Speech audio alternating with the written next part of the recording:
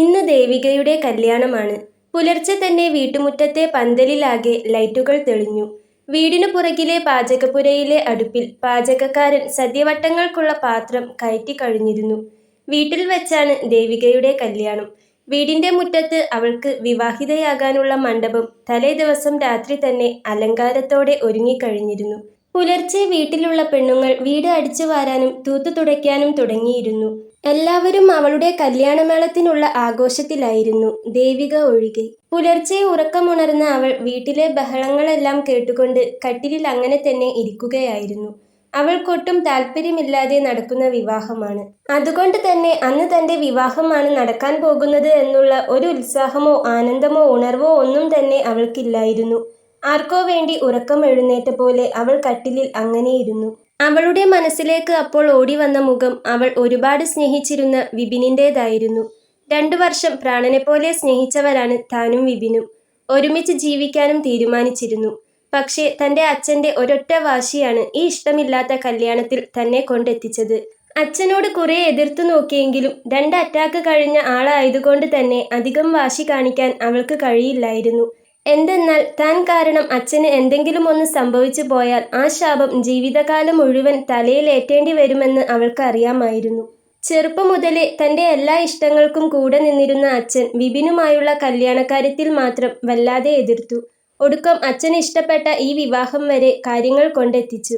പക്ഷേ അപ്പോഴും തനിക്കൊരു മനസ്സുണ്ടെന്നും താൻ ഇഷ്ടപ്പെടുന്ന ആളുടെ കൂടെ ജീവിക്കാനുള്ള സ്വാതന്ത്ര്യം തനിക്കുണ്ടെന്നും അച്ഛനും അമ്മയും ഓർത്തില്ല. പഠിക്കാൻ മിടുക്കിയായിരുന്നു ദേവിക. അതുകൊണ്ട് തന്നെ ഡിഗ്രി കഴിഞ്ഞ പാടെ ഒരു ബാങ്ക് ജോലി നേടിയെടുക്കാൻ അവൾക്ക് കഴിഞ്ഞു. അവളുടെ ആ ജോലിയിലാണ് അച്ഛന്റെ ചികിത്സയും വീട്ടിലെ മറ്റ് കാര്യങ്ങളും നടന്നു പോയിക്കൊണ്ടിരിക്കുന്നത്. 2 വർഷമായി അവൾ ബാങ്കിൽ ജോലിക്ക് കയറിയിട്ട്. അത്ര കാലത്തോളം തന്നെ ആയുസ്സുണ്ട് വിപിനുമായുള്ള പരിചയത്തിനും. അവൾ കയറുന്ന ബസ്സിലെ ഡ്രൈവറായിരുന്നു വിപിൻ. ഒരിക്കൽ ബാങ്കിലേക്ക് പോകേണ്ട സമയം എത്താൻ വൈകിയപ്പോൾ ധൃതി പിടിച്ച് ബസ് പോയി കാണുമെന്നോർത്ത് റോഡിലേക്ക് ഓടിയെത്തിയപ്പോൾ ബസ് സ്റ്റോപ്പിൽ നിന്നും എടുത്തു കഴിഞ്ഞിരുന്നു. ലോങ് റൂട്ട് ബസ് ആയതുകൊണ്ട് തന്നെ സ്റ്റോപ്പിൽ നിന്ന് എടുത്തു കഴിഞ്ഞാൽ ഇടയ്ക്ക് വെച്ച് മറ്റാർക്കും നിർത്തിക്കൊടുക്കാറ് പതിവില്ലാത്തതാണ്. എന്നാൽ വെപ്രാളത്തോടെ റോഡിലേക്ക് ഓടിയെത്തിയ അവൾക്ക് ഹരി ബസ് നിർത്തിക്കൊടുത്തു. അവൾ ധൃതി പിടിച്ച് ബസ്സിൽ കയറി ഡ്രൈവറുടെ സീറ്റിന് സൈഡിലായിട്ടുള്ള നീളത്തിലുള്ള സീറ്റിലിരുന്നു. അറിയാതെ അപ്പോൾ വിപിന്റെ മുഖത്തേക്ക് നോക്കിയപ്പോൾ വിപിൻ അവളെ നോക്കി ഒന്ന് പുഞ്ചിരിച്ചു. അങ്ങനെ സ്ഥിരമായി കണ്ടുള്ള ആ ഇഷ്ടം പ്രണയത്തിലേക്ക് വഴിമാറുകയായിരുന്നു. വിപിൻ ഒരു സാധാരണ ബസ് ഡ്രൈവർ ആയതുകൊണ്ടും ഹരി ഒരു ബസ് മുതലാളി ആയതുകൊണ്ടും മാത്രമായിരിക്കണം ഹരിയുടെ ആലോചന വന്നപ്പോൾ അച്ഛൻ കടുംപിടുത്തം പിടിച്ചത്. സ്വത്തും പൈസയും മാത്രം ഓർത്തപ്പോൾ തന്റെ മനസ്സ് കാണാൻ ആർക്കും കഴിഞ്ഞില്ല. ദേവികയുടെ കണ്ണ് നിറഞ്ഞു. തനിക്ക് ഒട്ടും ഇഷ്ടമില്ലാത്ത ഈ ഒരു ബന്ധം തന്റെ തലയിൽ വെച്ചു കെട്ടാൻ പോകുന്നു എന്ന് പറയുന്നത് തന്നെയായിരിക്കും വാസ്തവം. അതിനുവേണ്ടി അച്ഛൻ തന്നോട് വല്ലാത്ത വാശി കാണിച്ചു. ഒറ്റ മോള് ആയതുകൊണ്ട് തന്നെ അവർ അവരുടെ ആഗ്രഹം വാശിയോടെ നേടിയെടുത്തു. ഒരിക്കൽ ഇതേ തുടർന്ന് അച്ഛനും താനും തമ്മിൽ ചെറിയൊരു സംസാരം ഉണ്ടായപ്പോൾ അച്ഛനാകെ വിയർത്തു കുളിച്ചു കുഴഞ്ഞു വീണു പോയിരുന്നു. അതുകൊണ്ട് തന്നെ അവൾക്ക് പിന്നെ അധികം വാശി കാണിക്കാൻ പേടിയായിരുന്നു. 2 അറ്റാക്ക് കഴിഞ്ഞ ഒരാൾ താൻ കാരണം വല്ലതും സംഭവിച്ചു പോയാൽ ജീവിതകാലം മുഴുവൻ പിന്നെ ആ വിഷമം അനുഭവിക്കേണ്ടി വരും. അങ്ങനെയാണ് ഒട്ടും താല്പര്യമില്ലാതെ ഇന്ന് നടക്കാൻ പോകുന്ന ഹരിയുമായുള്ള വിവാഹത്തിന് അവൾ സമ്മതം മൂളിയത്. 2 വർഷത്തെ തന്റെ പ്രണയവും ഇഷ്ടവും ഒക്കെ ഉപേക്ഷിച്ചുകൊണ്ട് ഇന്ന് അവൾ കല്യാണപ്പെണ്ണാവാൻ പോവുകയാണ്. അപ്പോഴും താൻ ഏറെ സ്നേഹിച്ചിരുന്ന വിപിനിന്റെ മുഖം അവളെ വല്ലാതെ നൊമ്പരപ്പെടുത്തിക്കൊണ്ടിരുന്നു.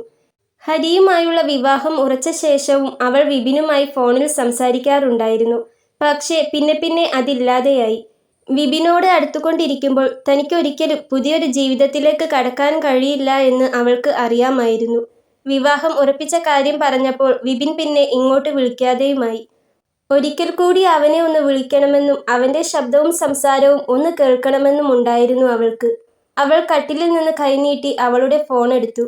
എന്നിട്ട് സ്ക്രീൻ ലോക്ക് തുറന്നു. ഒരു ലവ് ചിഹ്നത്തോടൊപ്പം സേവ് ചെയ്തിട്ടിരുന്ന വിപിന്റെ നമ്പർ എടുത്തു നോക്കി. ഒപ്പം അവന്റെ ചിരിക്കുന്ന ഫോട്ടോയും. അവനെ ഒന്ന് വിളിക്കാനായി ആ നമ്പറിൽ വിരലമർത്താൻ പോകുമ്പോൾ എന്തോ ഒന്ന് അവളെ പിറകോട്ട് വലിച്ചു. പെട്ടെന്ന് തന്നെ അവൾ സ്ക്രീനിൽ നിന്നും കൈ മാറ്റിക്കളഞ്ഞു. ഇപ്പോൾ താൻ അവനെ വിളിച്ചാൽ ഒരു പക്ഷേ അവന്റെ സ്വരം കേട്ട് കഴിഞ്ഞാൽ ഈ ഒരുങ്ങുന്ന കല്യാണപ്പന്തലും അച്ഛനെയും അമ്മയെയും ഒക്കെ ഉപേക്ഷിച്ച് താൻ അവനോടൊപ്പം ഇറങ്ങിപ്പോയേക്കാം. അത്രയ്ക്ക് ഇഷ്ടമാണ് ഇപ്പോഴും അവനെ. കല്യാണപ്പന്തലിൽ പെണ്ണില്ലാതായാൽ നാട്ടുകാരുടെ മുന്നിൽ അപമാനിതനാകുന്ന അച്ഛനെ ഓർത്തപ്പോൾ അവൾക്ക് എന്തോ അവനെ വിളിക്കാൻ കഴിഞ്ഞില്ല. ഒരു ഭാഗത്ത് അച്ഛനോടും അമ്മയോടുമുള്ള ഇഷ്ടം ആവോളമുണ്ട്, മറുഭാഗത്ത് അതുപോലെ തന്നെ വിപിനിനോടും. പക്ഷേ കുഞ്ഞുനാൾ മുതലേ സ്നേഹം വാരിക്കോരി തരുന്ന, തനിക്ക് വേണ്ടി രാപ്പകലില്ലാതെ അധ്വാനിച്ച അച്ഛൻ്റെ മുഖം ഓർക്കുമ്പോൾ എന്ത് ചെയ്യണം എന്നറിയാത്ത അവസ്ഥയായിരുന്നു അവൾക്ക്.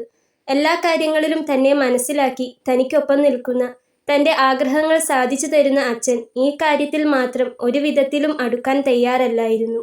അവൾ മെല്ലെ ഫോൺ ലോക്ക് ചെയ്ത് കട്ടിലിലേക്ക് നീക്കിവെച്ചു.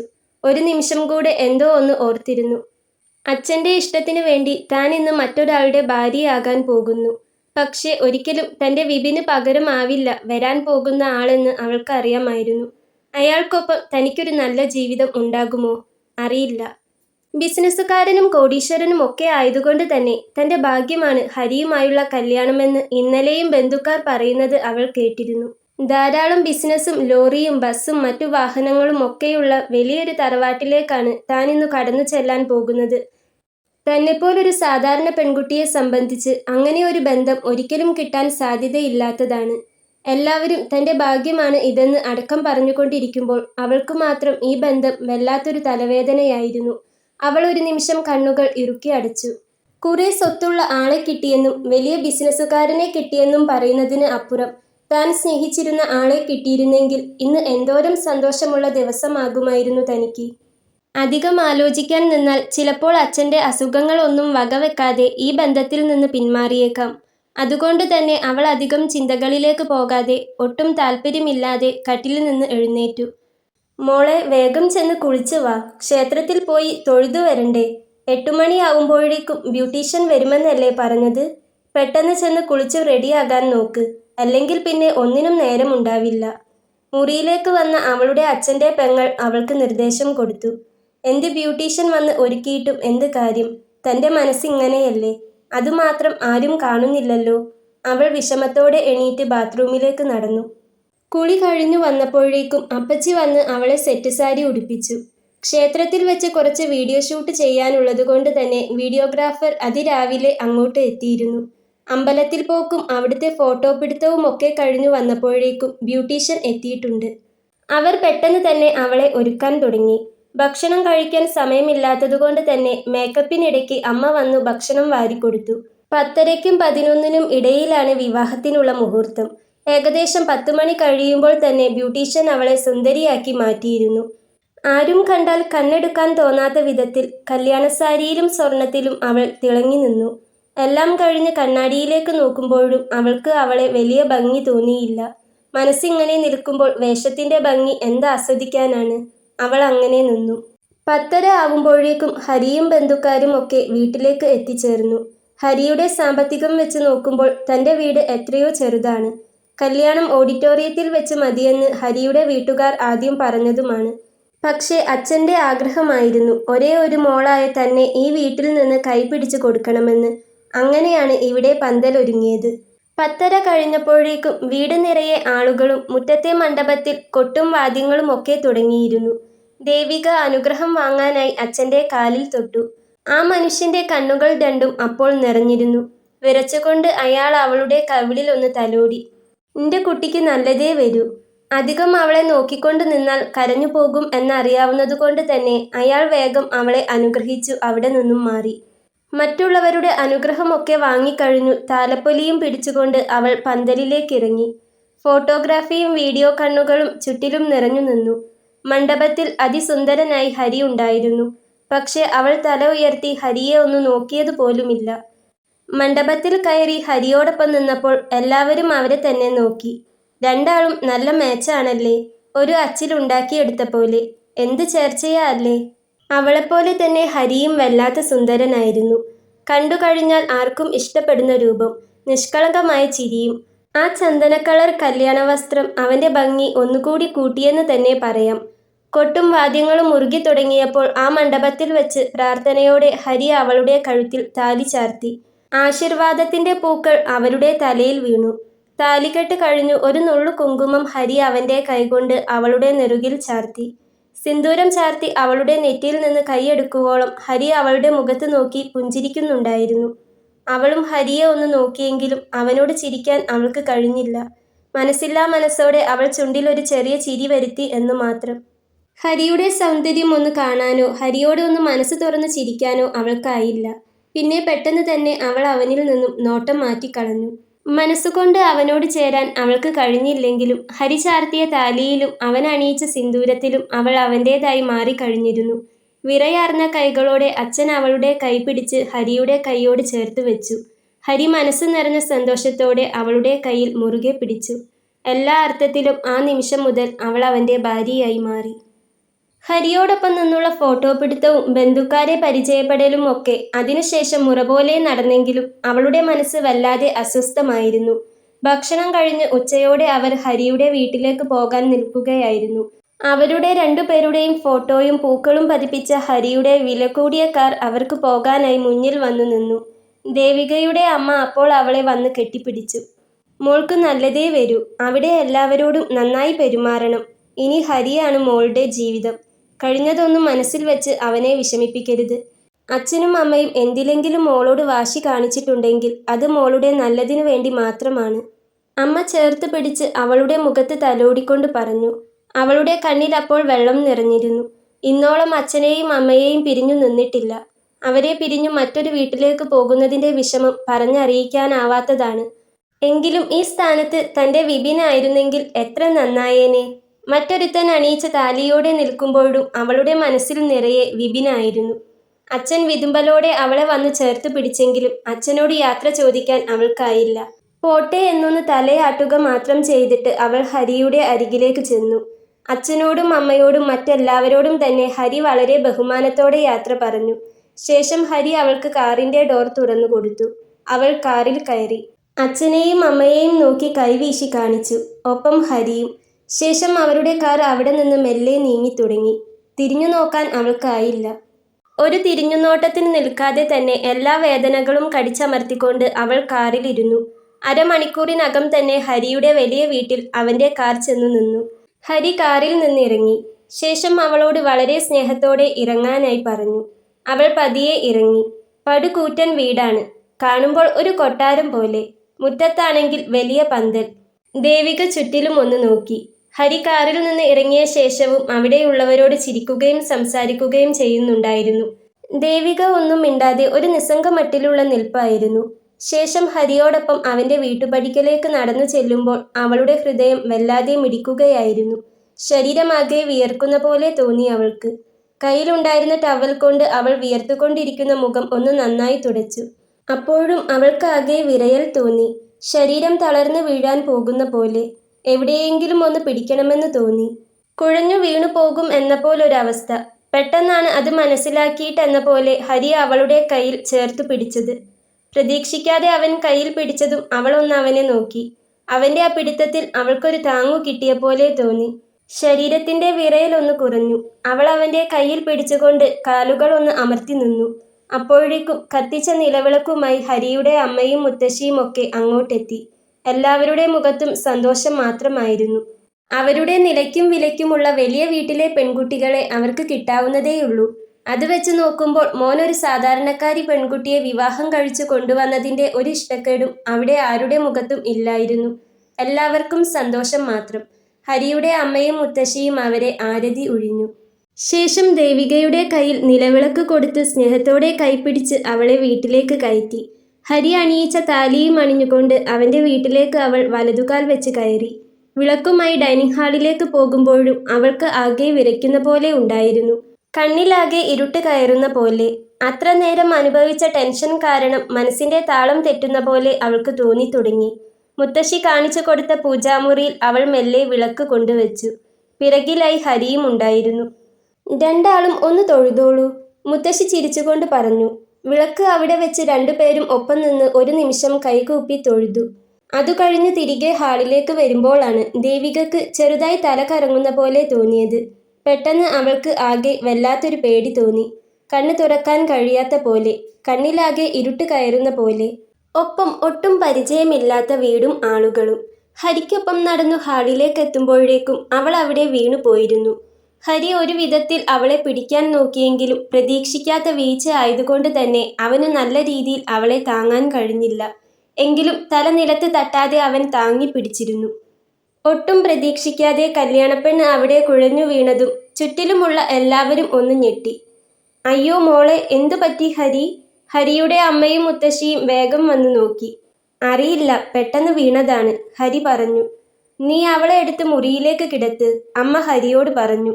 ഹരി അപ്പോൾ അവളെ വാരിയെടുത്ത് താഴത്തെ നിലയിലെ മുത്തശ്ശിയുടെ റൂമിൽ കൊണ്ടുചെന്ന് കിടത്തി. അവന്റെ മുഖത്താകെ അപ്പോൾ ടെൻഷനും വെപ്രാളവുമായിരുന്നു. BP കുറഞ്ഞോ മറ്റോ വീണതായിരിക്കും. കല്യാണമല്ലേ, 2 ദിവസത്തെ പരിപാടിയുടെ ക്ഷീണം കാണും. പിന്നെ ഈ വെയിലത്ത് സാരിയും പൂവും ഒക്കെ കൂടിയാകുമ്പോൾ ഏതു കുട്ടികളാ തളർന്നു പോകാത്തത്? ഹരിയുടെ അമ്മായി അപ്പോൾ അങ്ങോട്ട് എത്തി നോക്കിക്കൊണ്ട് പറഞ്ഞു. ഹരിയുടെ മുഖം ടെൻഷൻ കൊണ്ട് ചുവന്നു. ഒന്നുമില്ല, നിങ്ങൾ ആ കുട്ടിയുടെ മുഖത്ത് കുറച്ച് വെള്ളം തളിക്കി, എന്നിട്ട് അതിന് എന്തെങ്കിലും കുടിക്കാൻ കൊടുക്ക്. ഒന്നാമതേ നല്ല ചൂടാ, വെയില് കൊണ്ട് ആള് പൊള്ളിച്ചാവുകയാ. അല്ലാതെ തന്നെ ഓരോരുത്തര് കുഴഞ്ഞു പോകുന്നു. അപ്പോ പിന്നെ കല്യാണപ്പെണ്ണിന്റെ കാര്യം പറയാനുണ്ടോ? മുത്തശ്ശി ഹരിയുടെ അമ്മയോട് പറഞ്ഞു. ഹരിയുടെ അമ്മ വേഗം ചെന്ന് കുറച്ച് വെള്ളം കൊണ്ടുവന്ന് ദേവികയുടെ മുഖത്ത് തളിച്ചു. ഹരി അപ്പോൾ അവളുടെ കവിളിൽ തട്ടി വിളിച്ചു. വെള്ളം മുഖത്ത് വീണപ്പോൾ ദേവിക അവളുടെ കണ്ണുകൾ മെല്ലെ ഒന്ന് തുറക്കാൻ നോക്കി. എങ്ങനുണ്ട് മോളെ ഇപ്പോ? അമ്മ അവളോട് ചോദിച്ചു. അവൾ അപ്പോൾ കണ്ണു തുറന്നു എണീക്കാൻ നോക്കി. എണീക്കണ്ട, കിടന്നോ കിടന്നോ. നീ ഓക്കെയാണോ? ഹരി എണീക്കാൻ സമ്മതിക്കാതെ അവളോട് പറഞ്ഞു. എനിക്ക് തല, അവൾ നെറ്റിയിൽ പിടിച്ചുകൊണ്ട് പറഞ്ഞു. സാരമില്ല, കിടന്നോ, ഞാൻ ഡോക്ടറെ വിളിക്കാം. ഹരി അത് പറഞ്ഞു മൊബൈലിൽ നോക്കി കുറച്ച് അപ്പുറത്തേക്ക് മാറി നിന്നു. പേടിക്കണ്ട കേട്ടോ, മോള് കുറച്ചു നേരം കിടന്നോ. കല്യാണത്തിന്റെ തിക്കും തിരക്കുമൊക്കെ ആയതുകൊണ്ടാ, ഹരിയുടെ അമ്മ അവളെ ആശ്വസിപ്പിച്ചു. ഹരി അപ്പോഴേക്കും അവന്റെ പരിചയത്തിലുള്ള ക്ലിനിക്കിലേക്ക് വിളിച്ചു കഴിഞ്ഞു തിരികെ വന്നു. ഞാൻ ഡോക്ടറെ വിളിച്ചിട്ടുണ്ട്, അവര് ഇപ്പോൾ വരും, ഹരി പറഞ്ഞു. BP കുറഞ്ഞത് എങ്ങാനും ആയിരിക്കും. ഡോക്ടറോട് ചോദിച്ചിട്ട് നാരങ്ങാവെള്ളമോ മറ്റോ ഉപ്പിട്ട് കൊടുക്കാമല്ലോ, അമ്മ ഹരിയോട് പറഞ്ഞു. അതെ, അവരിപ്പോ വരും. ഹരി അത് പറഞ്ഞുകൊണ്ട് അവളെ ഒന്ന് നോക്കി അവിടെ നിന്നു. അവൾ അപ്പോൾ കണ്ണടച്ച് കിടക്കുകയായിരുന്നു. അല്പസമയത്തിനകം തന്നെ അടുത്തുള്ള ക്ലിനിക്കിലെ ലേഡി ഡോക്ടർ വന്നു. ഒരു നേഴ്സും ഉണ്ടായിരുന്നു കൂടെ. അവർ വേഗം തന്നെ ദേവികയെ പരിശോധിച്ചു. എന്നാൽ അതൊന്നും ദേവിക അറിയുന്നുണ്ടായിരുന്നില്ല. അവളാകെ തളർന്നു കിടക്കുകയായിരുന്നു. BP നല്ല കുറവാണ്, ക്ഷീണം കാരണം തളർന്നു പോയതാണ്. മറ്റു പ്രശ്നങ്ങൾ ഒന്നുമില്ല. തൽക്കാലം ഒരു ഇഞ്ചക്ഷൻ എടുക്കാം, BP നോർമൽ ആയിക്കോളും. കല്യാണമല്ലേ, പിന്നെ ഇപ്പോഴത്തെ കൊടും ചൂടും അതിൻ്റെ തളർച്ചയാണ്, പേടിക്കാനൊന്നുമില്ല, ഡോക്ടർ ഹരിയോട് പറഞ്ഞു. ശേഷം ഇഞ്ചക്ഷൻ കൊടുക്കാനായി നേഴ്സിനോട് പറഞ്ഞു. സിസ്റ്റർ അവർ കൊണ്ടുവന്ന ബോക്സിൽ നിന്ന് ഡോക്ടർ പറഞ്ഞ മരുന്നെടുത്ത് ദേവികക്ക് ചെറിയൊരു ഇഞ്ചക്ഷൻ കൊടുത്തു. ഇറ്റ്സ് ഓക്കെ ഹരി, തൽക്കാലം ഇപ്പോൾ കുട്ടിയെ ഉണർത്തേണ്ട, ഒരു അരമണിക്കൂർ കിടക്കട്ടെ, അപ്പോഴേക്കും ശരിയായിക്കോളും. മറ്റെന്തെങ്കിലും ബുദ്ധിമുട്ടുണ്ടെങ്കിൽ വിളിച്ചാൽ മതി. എന്നാ ശരി, ഞങ്ങൾ ഇറങ്ങട്ടെ, ഡോക്ടർ പറഞ്ഞു.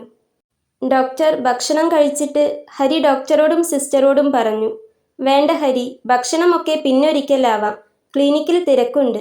ഹരി അപ്പോൾ അവന്റെ പോക്കറ്റിൽ നിന്ന് കുറച്ച് പൈസ എടുത്ത് ഡോക്ടർക്ക് കൊടുത്തു. ഡോക്ടർ അത് നോക്കിയപ്പോൾ കുറച്ച് അധികം പൈസയുണ്ടായിരുന്നു. അയ്യോ ഹരി, ഇത്രയൊന്നും വേണ്ട, ഇത് കൂടുതലാണ്, ഡോക്ടർ പറഞ്ഞു. സാരമില്ല ഡോക്ടർ, അത്യാവശ്യത്തിന് വന്നതല്ലേ, വലിയ ഉപകാരം. ഹരി നിർബന്ധിച്ചു അത് ഡോക്ടർക്ക് തന്നെ കൊടുത്തു. ഡോക്ടർ ഹരിയെ നോക്കി ചിരിച്ചു. 1-2 കാര്യങ്ങൾ കൂടി സംസാരിച്ച ശേഷം തിരിച്ചുപോയി. അവർ പോയി കഴിഞ്ഞ ശേഷം ഹരി റൂമിലേക്ക് വന്നു. ഹരിയുടെ അമ്മ അപ്പോൾ അവൾക്കരികിലുണ്ടായിരുന്നു. എല്ലാവരും കൂടെ കൂട്ടം കൂടി നിൽക്കണ്ടല്ലോ എന്ന് കരുതി ഞാൻ ആൻറ്റിമാരോടൊക്കെ പുറത്തു പോയിക്കോളാൻ പറഞ്ഞതാ. കുട്ടി കുറച്ചു നേരം കിടക്കട്ടെ, ഇഞ്ചക്ഷൻ ഇട്ടതുകൊണ്ട് റെഡിയാവാൻ മതി, അമ്മ പറഞ്ഞു. അത് ശരിയായിക്കോളും, ഞാൻ എന്നാ പന്തലിലേക്ക് ചെല്ലട്ടെ, അമ്മ ഇവിടെ ഉണ്ടാകില്ലേ, ഹരി അമ്മയോട് ചോദിച്ചു. ഓ, ഞാനുണ്ടാകും, നീ ചെല്ല്, വന്നവരോടൊക്കെ ഭക്ഷണം കഴിക്കാൻ പറ, അമ്മ പറഞ്ഞു. ഹരി ശരിയെന്ന് പറഞ്ഞു തലയാട്ടി. എന്നിട്ട് ദേവികയെ നോക്കി. അവൾ ഒന്നും അറിയാതെ നല്ല ഉറക്കത്തിലായിരുന്നു. അവളെ ഒന്ന് നന്നായി നോക്കിക്കൊണ്ട് തന്നെ അവൻ പുറത്തേക്ക് നടന്നു. കുറച്ചു കഴിയുമ്പോഴേക്കും അതിഥികളോടൊക്കെ സംസാരിച്ചും സ്വീകരിച്ചിരുത്തിയും ഹരി ഒരു പരുവമായിരുന്നു. ഇടയ്ക്കൊരു തവണ റൂമിൽ വന്നു നോക്കിയപ്പോൾ ദേവിക നല്ല ഉറക്കത്തിലായിരുന്നു. അല്പം കൂടി കഴിഞ്ഞ് ഒന്നുകൂടെ വന്നു നോക്കിയപ്പോൾ അവളെ അവിടെ മുത്തശ്ശിയുടെ റൂമിൽ കണ്ടില്ല. അവനപ്പോൾ നേരെ മുകളിലെ നിലയിലെ അവന്റെ മുറിയിലേക്ക് ചെന്ന് നോക്കിയപ്പോൾ അവിടെ വാതിൽ അടച്ചിട്ടിട്ടുണ്ടായിരുന്നു. അവൻ വാതിലിൽ ഒന്ന് മെല്ലെ തട്ടിയപ്പോൾ അമ്മയാണ് വാതിൽ തുറന്നത്. അവൾക്ക് എങ്ങനെയുണ്ട്? ഹരി ചോദിച്ചു. കുഴപ്പമൊന്നുമില്ല, ഇപ്പോൾ ഓക്കെയാണ്. ഡ്രസ്സ് മാറിക്കൊണ്ടിരിക്കുകയാണ്, അമ്മ പറഞ്ഞു.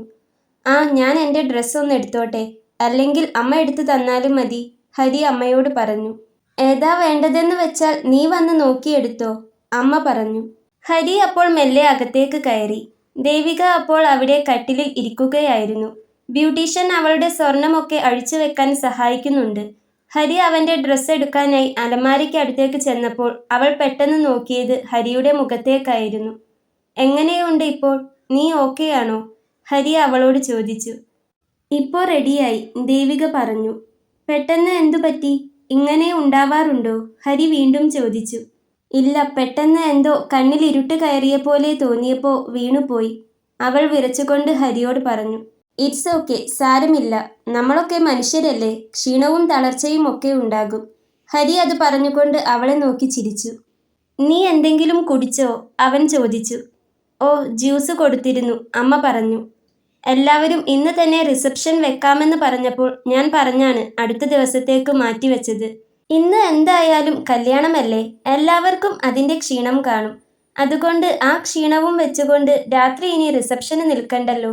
നീ എന്തായാലും ഡ്രസ്സൊക്കെ മാറിക്കഴിഞ്ഞിട്ട് നന്നായി റെസ്റ്റ് എടുക്ക്.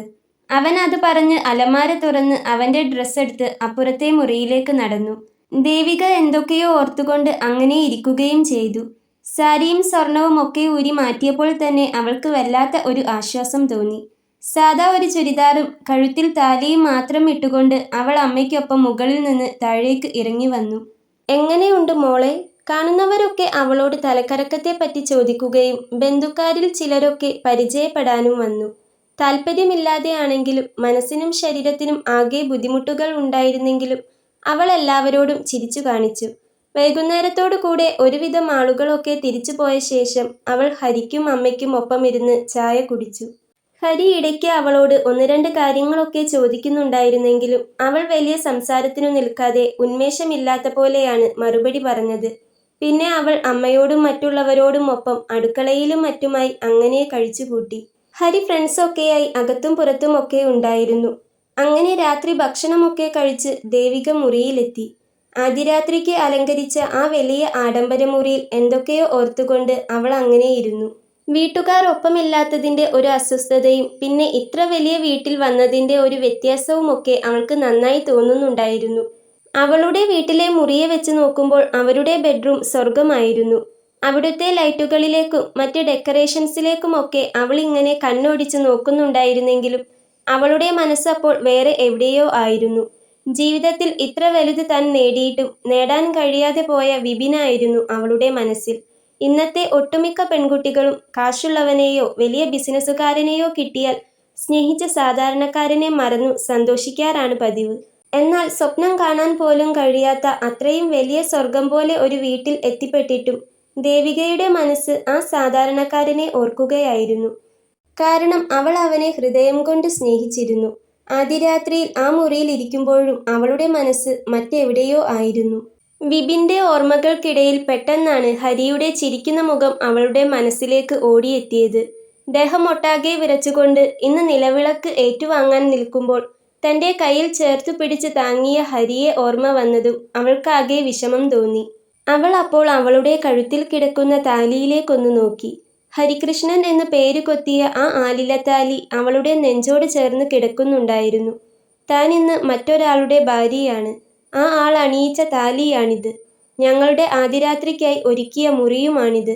ഹരി എന്ന തൻ്റെ ഭർത്താവിനെക്കുറിച്ച് കൂടുതലൊന്നും അറിയില്ലെങ്കിലും ആ ആൾ എന്നോട് ഒരു ദ്രോഹവും ചെയ്തിട്ടില്ല.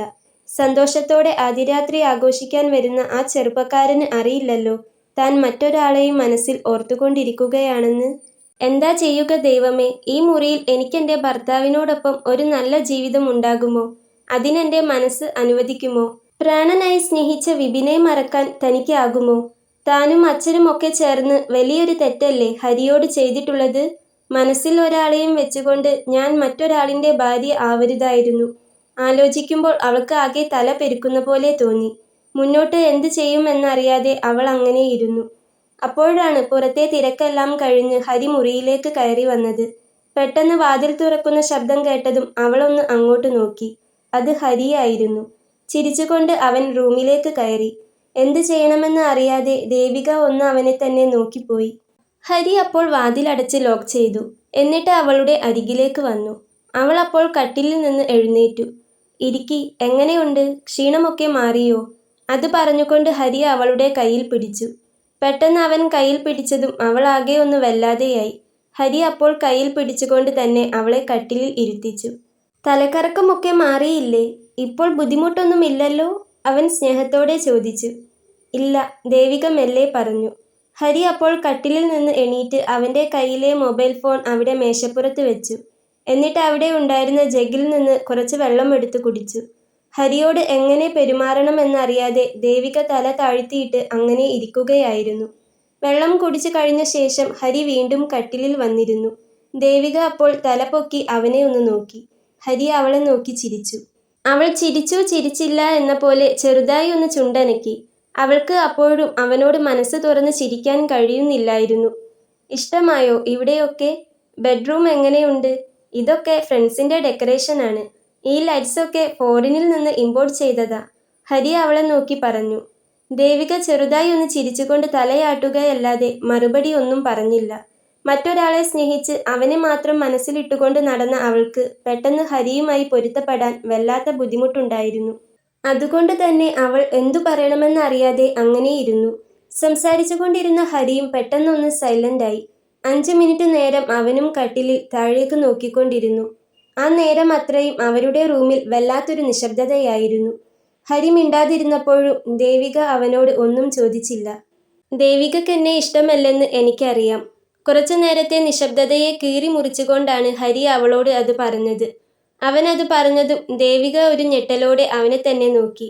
അതുവരെ ചിരിച്ചുകൊണ്ടിരുന്ന ഹരിയുടെ മുഖത്ത് അപ്പോൾ മറ്റെന്തോ ഒരു ഭാവമായിരുന്നു.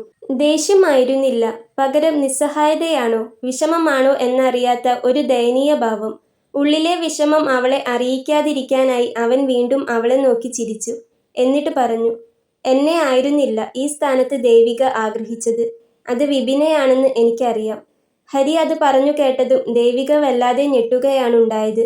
ഹരി ഇതെങ്ങനെ അറിഞ്ഞു? അവളുടെ മനസ്സിൽ ഓടി വന്ന സംശയമായിരുന്നു അത്. അവൾ ഒരു ഞെട്ടലോടെ അവനെ തന്നെ നോക്കി. ഞാൻ എങ്ങനെ അറിഞ്ഞു എന്നായിരിക്കുമല്ലേ ദേവിക ചിന്തിക്കുന്നത്? അതൊക്കെ അറിയാം. ഹരി വീണ്ടും ചിരിച്ചു. വിപിൻ്റെ കാര്യം പറഞ്ഞു തുടങ്ങുന്നതിന് മുമ്പ് ഞാൻ എൻ്റെ കാര്യം പറയാം. പെണ്ണ് കെട്ടാൻ പ്രായമായെന്ന് അമ്മ പറഞ്ഞു തുടങ്ങിയപ്പോൾ തന്നെ എൻ്റെ മനസ്സിൽ വലിയ സങ്കല്പങ്ങൾ ഒന്നുമില്ലായിരുന്നു. ഒരു സാധാരണ പെൺകുട്ടിയായിരിക്കണം, അത്രയേ ആഗ്രഹിച്ചിട്ടുള്ളൂ. അമ്മ ഏൽപ്പിച്ചു വെച്ചിരുന്ന ബ്രോക്കറുടെ കൂടെ 2-3 പെണ്ണ് കാണാൻ ഞാൻ പോയിട്ടുണ്ട്. എല്ലാം ഞങ്ങളെപ്പോലെ തന്നെ വലിയ ക്യാഷുള്ള വീട്ടുകാരായിരുന്നു. കണ്ട പെൺകുട്ടികളും കൊള്ളാമായിരുന്നു. നല്ല വിദ്യാഭ്യാസവും സാമ്പത്തികവും എല്ലാമുള്ള കുട്ടികൾ. മറ്റു കുറവുകൾ ഒന്നും തന്നെ അവർക്കില്ലാതിരുന്നിട്ട് കൂടി എൻ്റെ മനസ്സിലെന്തോ അവരൊന്നും ചേരുമെന്ന് തോന്നിയില്ല. ബിസിനസ്സും സ്വത്തും പണവും ഒക്കെ ആവശ്യത്തിൽ കൂടുതൽ ഇവിടെയുണ്ട്. എനിക്കും എൻ്റെ 2 തലമുറകൾക്കും അനുഭവിക്കാനുള്ളതുണ്ട്. അതിൻ്റെ കൂടെ വലിയ സ്ത്രീധനം വാങ്ങി കെട്ടേണ്ട ആവശ്യമുണ്ടെന്ന് എനിക്ക് തോന്നിയില്ല. ഞാൻ പോയി കണ്ട പെൺകുട്ടികളെയൊക്കെ എന്തായാലും വലിയ ക്യാഷുള്ളവന്മാർ തന്നെ കെട്ടിക്കൊണ്ടു പോകും, അത് നിശ്ചയമാണ്. അപ്പോഴാണ് ഒരു സാധാരണ പെൺകുട്ടിയെ ജീവിതത്തിലേക്ക് ക്ഷണിച്ചാലോ എന്ന് തോന്നിയത്. എനിക്കുള്ളതൊക്കെ മറ്റൊരു സാധാരണ പെൺകുട്ടിക്ക് പങ്കിടാൻ പറ്റുമെങ്കിൽ അതല്ലേ നല്ലത് എന്ന് തോന്നി. പണക്കാരും തമ്മിൽ ചേരുന്നതിനേക്കാൾ എത്രയോ ഭേദം അതല്ലേ. ഞാൻ ഈ ക്യാഷ് എന്ന് പറയുമ്പോൾ ദേവികയെ താഴ്ത്തി പറയുകയാണെന്ന് വിചാരിക്കരുത് കേട്ടോ. ഒരിക്കലും അങ്ങനെയല്ല. ഞാൻ എൻ്റെ മനസ്സിൽ തോന്നിയ ഒരു ചിന്താഗതി പറഞ്ഞു എന്നേയുള്ളൂ. ഞാൻ അമ്മയോട് ഈ കാര്യം പറഞ്ഞപ്പോൾ അമ്മയ്ക്ക് എതിർപ്പൊന്നും ഉണ്ടായില്ല. എൻ്റെ ഇഷ്ടം എങ്ങനെയാണെന്ന് വെച്ചാൽ ചെയ്തോളാൻ പറഞ്ഞു. ഏതെങ്കിലും ഒരു സാധാരണക്കാരുടെ വീട്ടിൽ നിന്ന് ഒരു നേരത്തെ ഭക്ഷണത്തിന് പോലും ബുദ്ധിമുട്ടുന്ന പെൺകുട്ടികൾ ഉണ്ടെങ്കിൽ അങ്ങനെ ആർക്കെങ്കിലും ഒരു ജീവിതം കൊടുക്കാമെന്നാണ് ആദ്യം തോന്നിയത്. കുറച്ച് വിദ്യാഭ്യാസം മാത്രമുള്ള സാധാരണക്കാരുടെ വീട്ടിലെ കുട്ടികളുടെ ആലോചനകൾ നോക്കിയാൽ മതിയെന്ന് ഞാൻ ബ്രോക്കറോടും പറഞ്ഞിരുന്നു. അങ്ങനെ ഇരിക്കുമ്പോഴാണ് ഒരു ദിവസം അപ്രതീക്ഷിതമായി ഡെപ്പോസിറ്റിൻ്റെ കാര്യത്തിന് ബാങ്കിൽ വന്നതും ദേവികയെ കണ്ടതും. ദേവികയ്ക്ക് അത് ഓർമ്മ കാണില്ല. പക്ഷേ എൻ്റെ മനസ്സിൽ ദേവികയുടെ മുഖം പതിഞ്ഞിരുന്നു. ആദ്യം കണ്ടപ്പോൾ തന്നെ വല്ലാത്തൊരിഷ്ടം തോന്നി. ബിസിനസ്സും കാര്യങ്ങളുമൊക്കെയായി പല നാടുകളിലും ഞാൻ പോയിട്ടുണ്ട്. വിദേശത്തും സ്വദേശത്തുമൊക്കെ കറങ്ങാത്ത സ്ഥലങ്ങളില്ല. പക്ഷേ ഇന്നുവരെ ആരോടും തോന്നാത്തൊരിഷ്ടം, അത് ആദ്യമായി തോന്നിയത് നിന്നോടാണ്. ശരിക്ക് പറയാലോ, നീ വല്ലാത്ത സുന്ദരിയാണ്. നിന്റെ മുഖം മനസ്സിലിട്ടുകൊണ്ടാണ് ഞാൻ അന്ന് ബാങ്കിൽ നിന്ന് ഇറങ്ങിയത്. നേരിട്ട് വന്ന് പ്രണയം പറയാനും പിറകെ നടക്കാനുമുള്ള സമയം എനിക്കില്ലാത്തതുകൊണ്ടാണ് നിങ്ങളുടെ മാനേജറായ സീതാ മാഡത്തിനോട് നിന്റെ വിവരങ്ങൾ ചോദിച്ചറിഞ്ഞത്. തൽക്കാലം നിന്നോട് പറയരുതെന്നും പറഞ്ഞിരുന്നു. സീതാ മാഡം ഞങ്ങളുടെ ഫാമിലി ഫ്രണ്ടാണ്. മാഡമാണ് നിന്റെ അച്ഛൻ്റെ നമ്പർ തന്നത്. അങ്ങനെ അച്ഛനെ വിളിച്ച് സംസാരിച്ചു. നിന്നെ വന്ന് പെണ്ണ് കണ്ടു, ഇഷ്ടപ്പെട്ടു. എൻഗേജ്മെന്റ് കഴിഞ്ഞു. അങ്ങനെ ഇവിടം വരെ എത്തി. ഇന്നലെ വരെ ഞാൻ വിവാഹം കഴിക്കാൻ പോകുന്ന പെണ്ണായിരുന്നു നീയെങ്കിൽ ഇന്ന് അങ്ങനെയല്ല. ഇന്നെൻ്റെ ഭാര്യയാണ്, എൻ്റെ സകലത്തിൻ്റെയും അവകാശി. ഹരി സ്നേഹത്തോടെ അത് പറഞ്ഞപ്പോൾ ദേവിക ഒന്ന് അവനെ തന്നെ നോക്കിപ്പോയി. ഒരാണിൻ്റെ വായിൽ നിന്നും ഒരു പെണ്ണ് കേൾക്കാൻ കൊതിക്കുന്ന വാക്ക്. അപ്പോഴും ഹരി വിപിനെക്കുറിച്ച് ചോദിച്ചതായിരുന്നു ദേവികയുടെ മനസ്സിലെ സംശയം. അവൾ ഒന്നും പറയാതെ അവനെ തന്നെ നോക്കുകയായിരുന്നു. ഞാൻ നിന്നെ കണ്ട് ഇഷ്ടപ്പെട്ട കാര്യവും വിവാഹം വരെ എത്തിയ കാര്യവും എല്ലാം പറഞ്ഞെങ്കിലും നിന്റെ മനസ്സിലുള്ള ഏറ്റവും വലിയ സംശയത്തിന് ഉത്തരം തന്നില്ല അല്ലേ, വിപിനെക്കുറിച്ച്? ഹരി അവളെ നോക്കി. അവൾ അപ്പോഴും ഒന്നും പറഞ്ഞില്ല എങ്കിലും ഹരി അത് പറയുന്നത് കേൾക്കാനായി അവനെ തന്നെ നോക്കുകയായിരുന്നു. വിപിനെക്കുറിച്ച് ഞാൻ അറിഞ്ഞത് ദേവികയുടെ അച്ഛൻ പറഞ്ഞിട്ട് തന്നെയാണ്. ഞാൻ പെണ്ണ് അന്വേഷിക്കാൻ വന്ന നാളിലോ വിവാഹം ഉറപ്പിച്ചപ്പോഴോ അച്ഛൻ അത് എന്നോട് പറഞ്ഞില്ല. പറയാത്തതിൽ എനിക്ക് അച്ഛനോട് വിരോധവുമില്ല. ഏതൊരു മനുഷ്യനും മക്കളുടെ നന്മ ആഗ്രഹിക്കുന്ന പോലെ മാത്രമേ അദ്ദേഹം ചിന്തിച്ചു കാണുകയുള്ളൂ. പക്ഷേ നിശ്ചയം കഴിഞ്ഞിട്ടും ഞാൻ വിളിക്കുമ്പോഴുള്ള ദേവികയുടെ ഒഴിഞ്ഞുമാറലും എന്നോട് സംസാരിക്കാൻ താല്പര്യമില്ലാത്ത പോലെയുള്ള പെരുമാറ്റവും ഒക്കെ കണ്ടപ്പോൾ എനിക്ക് എന്തോ ഒരു സംശയം തോന്നി തുടങ്ങിയിരുന്നു. ഭർത്താവാകാൻ പോകുന്ന ആളോട് പെട്ടെന്ന് സംസാരിച്ചു തുടങ്ങാനുള്ള ഒരു പെൺകുട്ടിയുടെ ചമ്മലായിരിക്കും അത് എന്ന് ആദ്യം കരുതിയെങ്കിലും പിന്നീട് അതിലെന്തോ കാര്യമുണ്ടെന്ന് മനസ്സിലായി. അല്ല, അത് മനസ്സിലാക്കാതിരിക്കാൻ മാത്രം പൊട്ടനൊന്നുമല്ലല്ലോ ഞാൻ. ഹരി ചിരിച്ചു. അങ്ങനെയാണ് ഞാൻ ദേവികയുടെ അച്ഛനോട് കാര്യം തിരക്കിയത്. അദ്ദേഹത്തിന് വേണമെങ്കിൽ ഒന്നുമില്ലെന്ന് പറഞ്ഞ് എന്നോട് മറച്ചു വെക്കാമായിരുന്നു. പക്ഷേ അദ്ദേഹം വിപിൻ്റെ കാര്യവും ദേവിക വിപിനെ വിവാഹം കഴിക്കാൻ താല്പര്യപ്പെട്ടിരുന്നു എന്നുള്ളതുമൊക്കെ എന്നോട് പറഞ്ഞു. അതു കേട്ടപ്പോൾ എനിക്ക് ആദ്യം അദ്ദേഹത്തോട് ദേഷ്യം തോന്നി. ഇതൊക്കെ അറിഞ്ഞു വെച്ചുകൊണ്ട് എന്തിനാണ് എന്നെ ഇതിൽ പെടുത്തിയത് എന്ന് ചിന്തിച്ചു. വിപിൻ വെറും ഒരു ബസ് ഡ്രൈവർ ആയതുകൊണ്ടാണ് അവനെ തള്ളിക്കളഞ്ഞു ഞാനുമായി നിന്റെ വിവാഹം നടത്താൻ പോകുന്നതെന്ന് എനിക്ക് തോന്നി. പക്ഷേ അപ്പോഴാണ് അദ്ദേഹം എന്നോട് വിപിനെക്കുറിച്ച് പറഞ്ഞത്. അച്ഛൻ വിപിനുമായുള്ള ബന്ധം എതിർക്കാനുള്ള കാരണം ദേവിക കരുതുന്ന പോലെ വിപിൻ സാധാ ഒരു ബസ് ഡ്രൈവർ ആയതുകൊണ്ട് മാത്രമല്ല. ദേവികക്ക് അവനെ ഇഷ്ടമാണെന്ന് അറിഞ്ഞപ്പോൾ അച്ഛൻ വിപിനെക്കുറിച്ച് അന്വേഷിച്ചിരുന്നു എന്ന് പറഞ്ഞു. സാധാരണ ജോലിയാണെങ്കിലും മോളുടെ ഇഷ്ടം നടക്കട്ടെ എന്ന് കരുതി അവനുമായുള്ള വിവാഹം നടത്തി തരാമെന്ന് ചിന്തിച്ചിരുന്നുവത്രേ. അതിനുവേണ്ടി അച്ഛൻ പോയി അവനെ കണ്ടു സംസാരിച്ചപ്പോൾ അവന് നിന്നെ കെട്ടണമെങ്കിൽ സ്ത്രീധനം വേണമെന്ന് പറഞ്ഞു പോലും. ദേവിക അച്ഛനും അമ്മയ്ക്കും ഒറ്റ മോളായതുകൊണ്ടും ബാങ്കിൽ ജോലി ഉള്ളതുകൊണ്ടും മാത്രമാണ് അവൻ ദേവികയെ സ്നേഹിച്ചത്. ദേവികയുടെ വീട്ടിലെ ഇപ്പോഴത്തെ സ്ഥിതി ദേവികയ്ക്ക് നന്നായി അറിയാമല്ലോ. അവൻ ചോദിച്ച സ്ത്രീധനം കൊടുക്കാൻ ദേവികയുടെ അച്ഛന് നിവൃത്തിയില്ലായിരുന്നു. ദേവികയുടെ അച്ഛന് വയ്യാതിരിക്കുന്നു. മരുന്നിന് തന്നെ ഒരുപാട് പൈസ വേണം. അതിൻ്റെ കൂടെ വീട് വെച്ച കടം വേറെയും. നിങ്ങളുടെ ഇപ്പോഴത്തെ അവസ്ഥ വെച്ച് നോക്കുമ്പോൾ തൽക്കാലം വലിയ സ്ത്രീധനം തരാൻ നിവൃത്തിയില്ലെന്ന് അച്ഛൻ അവനോട് പറഞ്ഞു. അത് അവന് പറ്റില്ലായിരുന്നു. മോളുമായി പ്രേമത്തിലാണെന്ന് നാട്ടിലൊക്കെ അറിയിക്കുമെന്നും അതുകാരണം നീ കെട്ടാച്ചരക്കായി വീട്ടിൽ നിന്നു പോകുമെന്നും വെറുതെ നാണക്കേട് ഉണ്ടാകണ്ടെങ്കിൽ അവൻ ചോദിച്ച പൈസ കൊടുത്ത് കല്യാണം നടത്തണമെന്നും അവൻ അച്ഛനോട് പറഞ്ഞു. ഹരി പറയുന്നത് കേട്ട് ദേവിക ആകെ ഞെട്ടിപ്പോയിരുന്നു. അച്ഛൻ ഇതൊന്നും നിന്നോട് പറഞ്ഞിട്ടില്ല എന്നെനിക്കറിയാം. പറഞ്ഞു കഴിഞ്ഞാൽ നീ ടെൻഷൻ ആവുമെന്നും അത് നിന്റെ ബാങ്കിലെ ജോലിയെ ബാധിക്കുമെന്നും കരുതി അച്ഛൻ മനഃപൂർവ്വം പറയാതിരുന്നതാണ്. പിന്നെ അച്ഛൻ്റെ നിവർത്തികേടും. വിപിൻ ഒരു സാധാരണക്കാരനായിരുന്നിട്ട് കൂടി അവനോടൊപ്പം ജീവിക്കാൻ ദേവിക തയ്യാറായിരുന്നു. അത് ദേവികയുടെ നല്ല മനസ്സ്. പക്ഷേ അവൻ്റെ കണ്ണ് അപ്പോഴും നിന്റെ സ്വത്തിലും ജോലിയിലുമായിരുന്നു. ഇതൊക്കെ അറിഞ്ഞു വെച്ചുകൊണ്ട് ഏതെങ്കിലും അച്ഛൻ സ്വന്തം മോളെ, അതും ഒരേ ഒരു മോളെ, അങ്ങനെ ഒരുത്തന് പിടിച്ചു കൊടുക്കുമോ? അതുകൊണ്ട് തന്നെയാണ് അച്ഛൻ അവനുമായുള്ള ബന്ധം അത്രയേറെ എതിർത്തത്. ഞാനിതൊക്കെ പറഞ്ഞു കഴിഞ്ഞാൽ ദേവിക വിശ്വസിക്കില്ലെന്ന് എനിക്കറിയാം. ഞാൻ ഉണ്ടാക്കി പറയുന്ന കള്ളമാണെന്നേ നീ കരുതുകയുള്ളൂ. അച്ഛനും അത് എന്നോട് പറഞ്ഞിരുന്നു. അവനെ നിനക്ക് അത്രയേറെ വിശ്വാസവും ഇഷ്ടവുമാണെന്ന്. ഹരി അത് പറഞ്ഞുകൊണ്ട് അവിടെ നിന്ന് എണീറ്റ് മേശപ്പുറത്ത് ഉണ്ടായിരുന്ന അവൻ്റെ ഫോൺ എടുത്തു. എന്നിട്ട് വീണ്ടും ദേവികയുടെ അരികിലേക്ക് വന്നു. അച്ഛൻ പറഞ്ഞറിഞ്ഞപ്പോൾ അവനുമായി ഒന്ന് സംസാരിക്കാൻ വേണ്ടി ഞാൻ അവനെ കോൾ ചെയ്തിരുന്നു. നിന്റെ ഒരു ബ്രദർ ആണെന്ന് പറഞ്ഞാണ് വിളിച്ചത്. നിന്നെ ആത്മാർത്ഥമായി ഇഷ്ടമാണെങ്കിൽ അച്ഛനെയും അമ്മയെയും എതിർത്ത് അവളെ സ്വന്തമാക്കിക്കൂടെ എന്ന് ഞാൻ ചോദിച്ചതിന് അവൻ പറഞ്ഞ മറുപടിയാണിത്. ഹരി അത് പറഞ്ഞുകൊണ്ട് അവൻ്റെ ഫോണിലുള്ള കോൾ റെക്കോർഡ് അവൾക്ക് പ്ലേ ചെയ്തു കൊടുത്തു.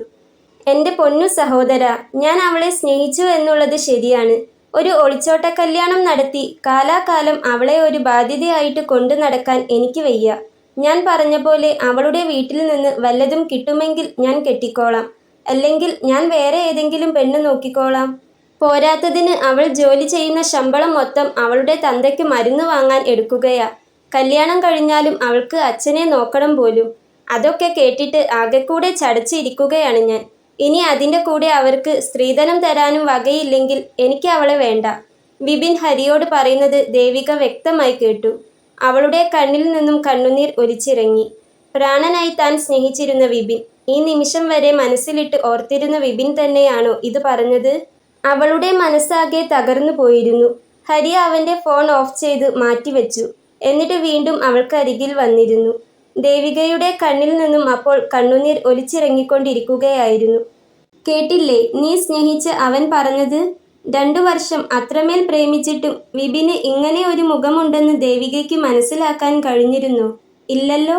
മനുഷ്യർ അങ്ങനെയാണ് ദേവിക. ഞാൻ ഈ ബിസിനസ് ഫീൽഡിൽ ഇറങ്ങിയിട്ട് കാലം കുറച്ചായി. ദിവസവും ധാരാളം കസ്റ്റമേഴ്സിനെ കാണുന്ന ആളാ ഞാൻ. നന്നായി സംസാരിക്കുന്ന ആളുകളൊക്കെ നല്ലവരാണെന്ന് ആയിരുന്നു പണ്ടുള്ള എൻ്റെ ധാരണ. പക്ഷേ ഇപ്പോൾ ആളുകളുടെ കള്ളത്തരവും മനസ്സിലിരിപ്പുമൊക്കെ ഏറെക്കുറെ എനിക്ക് നന്നായി അറിയാം. വർഷങ്ങളായി ബിസിനസ്സിൽ ഉള്ളതുകൊണ്ട് തന്നെ പിടിച്ചു നിൽക്കണമെങ്കിൽ നമ്മളത് പഠിച്ചേ പറ്റൂ. എൻ്റെ അത്ര ആളുകളെ മനസ്സിലാക്കാനുള്ള കഴിവില്ലാത്തതുകൊണ്ട് തന്നെ ദേവികയ്ക്ക് വിപിനെ മനസ്സിലാക്കാൻ കഴിഞ്ഞുമില്ല. ഹരി പറഞ്ഞപ്പോൾ ദേവിക എന്തു പറയണമെന്നറിയാതെ കരഞ്ഞുകൊണ്ട് അവനെ തന്നെ നോക്കി. എനിക്ക് വേണമെങ്കിൽ ഇതൊക്കെ കേട്ടപാടെ നിന്നെ ഒഴിവാക്കാമായിരുന്നു. നിന്റെ അച്ഛൻ എന്നോട് ഈ ബന്ധത്തിൽ നിന്ന് പിന്മാറാൻ പറഞ്ഞതുമാണ്.